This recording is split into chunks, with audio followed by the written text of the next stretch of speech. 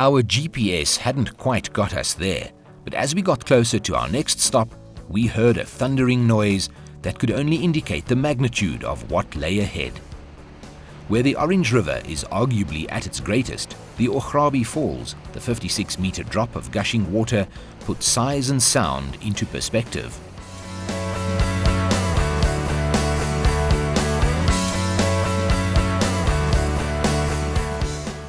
Being in the Northern Cape, the name of the falls is naturally influenced by the local Khoi. Derived from the word, or Kuribus, meaning place of great noise, the Khoi were pretty literal in naming these falls.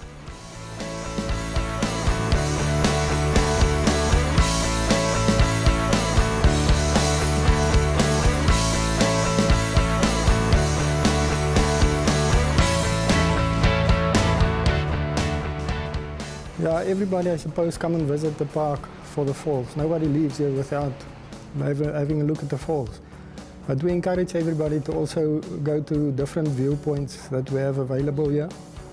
Some of them have a 360 view, and all of them are looking out over the gorge. And there's 4 of them, and they're not very far. Probably the furthest one is probably 25 kilometers from here. So it's very worth your while to do that. The falls are a landmark within the surrounding national park. We also have a game in the park. We've got a game drive, roads that you can, in excess of 90 kilometers, that you can drive. We've got a picnic spot right at the end. And so if you have time, please go and see everything. This December saw over 12,000 people visit the park and the falls, making it the 5th most visited national park this past holiday season. Traveling to the falls is not really a day trip many can make because of the location, but there is on-site accommodation available.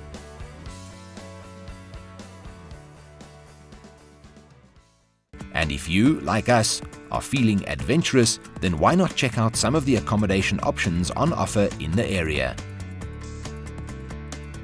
With the sun setting, we needed a place to crash for the night. A short distance from the falls, we found Kamkiri. Truth be told, it wasn't a total accident. We knew it would be there.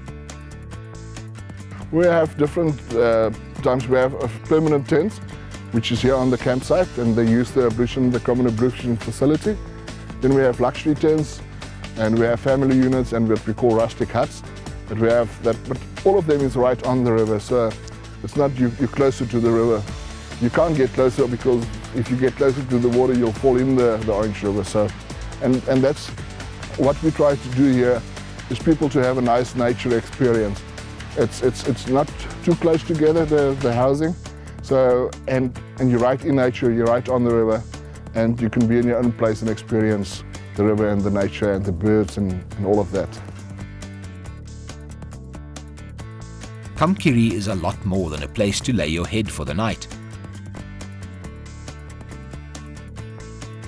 Yeah, Kamkiri is close to the town of Krabis. We're about 15 kilometers from the Krabis waterfalls. So we have a big camp drawing just behind us that you can see, and we also have other parts of accommodation. But the main thing about Kamkiri is some place where you can come and experience a bit of the Northern Cape, of the Green Kalahari region of the Northern Cape. And so we like to keep people busy.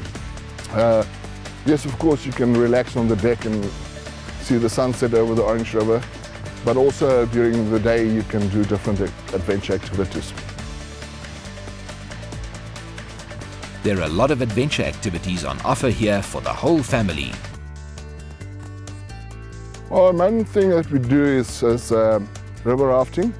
We have from 4 days to a half-day stretch, or even what we call our adventure paddle.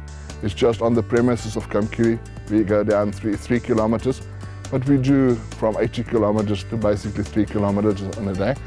Then we have a single track mountain bike route. On the property we have horses, you can fish. There's the whole Rimfastmark community is just down the road from us, where there's excellent 4x4 opportunities. So yeah, it's just a place to come out and play and enjoy. Adventure activities in the Green Kalahari, another great find.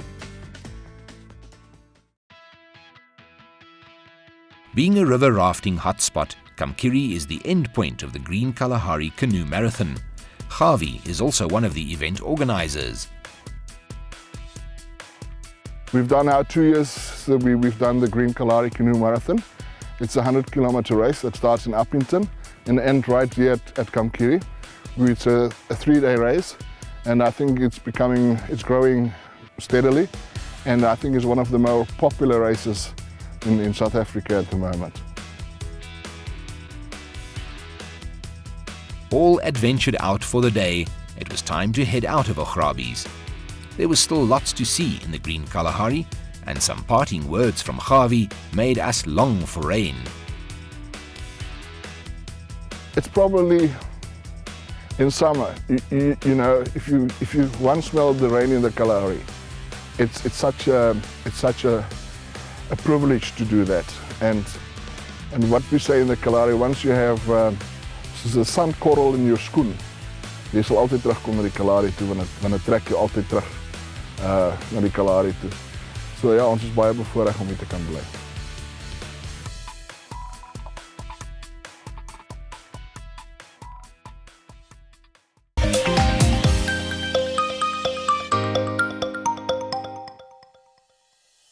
Those falls are really something to put on the bucket list. Who would expect to find that in a semi-arid desert?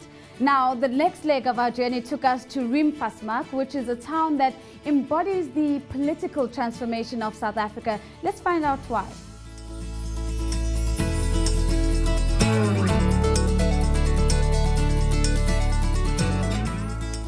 Leaving the lush Krabis area, we headed towards Rimfasmark. Surrounded by beautiful outcrops and wild desert, it was difficult to see why this place was part of the Green Kalahari. It was anything but green, but magnificent nevertheless.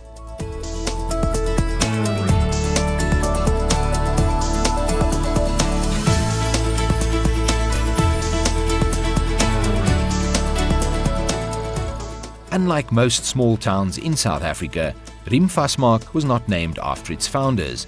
Instead, it got its name from a story.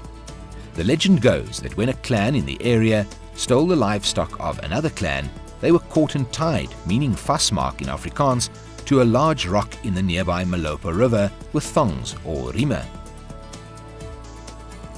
Rimfasmark is a landmark political town. In 1973, the local community of 1,500 people were forcibly removed from the area, their homes burnt as they looked on. They were sent to the Transkei in the Eastern Cape or Namibia, depending on their surnames. But forced removals was not what put this town on the map. In 1993, Rimfasmark became the first town in democratic South Africa where land was given back to the original inhabitants. Now, as owners of this prized land, the locals here see the value in developing the tourism potential in the area. The road signs pointed us in the direction of hot springs, and so we followed.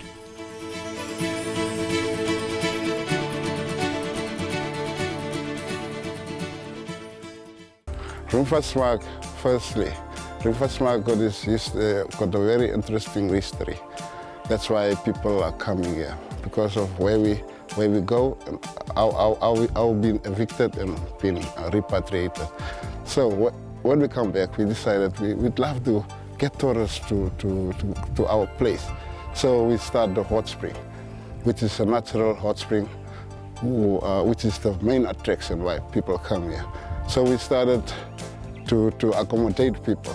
So we built 6 chalets to accommodate people. We also look further into it and how can we recreate people. So we had the 4x4 trails, we had walking trails, and we do have some abseiling, but we don't have the equipment to do the abseiling.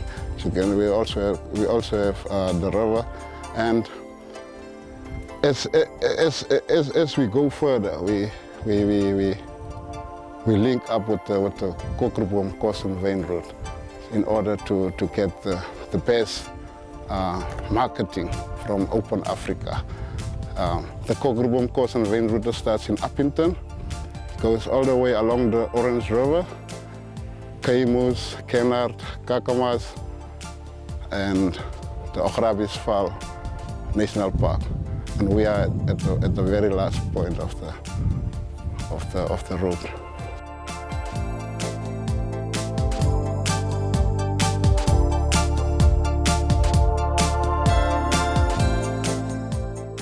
Taking a 4x4 adventure trail is a must here.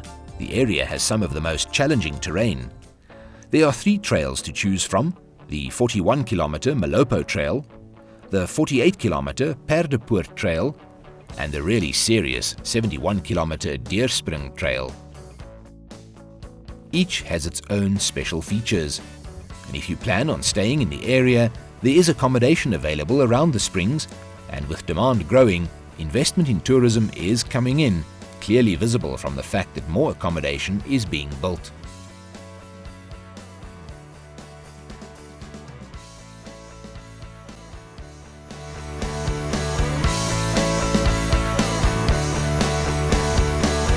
But there is still more on our Green Kalahari itinerary, so a night at Rimfasmark was not on the cards. We got back on the road for the final leg of our journey.